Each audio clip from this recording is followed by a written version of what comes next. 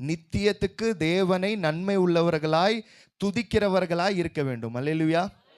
இந்த ஒரு நாளைக்கு இந்த ஓகே, கர்த்தர் இன்றைக்கு என்னுடைய தேவைகளை தீர்த்துட்டார், கர்த்தாவே நன்றி, அல்லேலூயா, சக்க சக்க சக்க. கடைசி வரைக்கும் இந்த துதி உங்களுடைய வாய்கள்ல இருக்கணும். அல்லேலூயா. ஒரு நேரத்துக்கு இல்லை, 2 நேரத்துக்கு இல்லை, 3 நேரத்துக்கு இல்லை. கர்த்தர் துன்பமே வந்தாலும் யோபை போல தேவனை துதிக்கிறவர்களா இருக்கணும். அல்லேலூயா. அப்படி துதிக்கிற வேலையில கடைசியில கானான் போய் சேர முடியும். கானான் யார் யார் போய் சேர்ந்தா?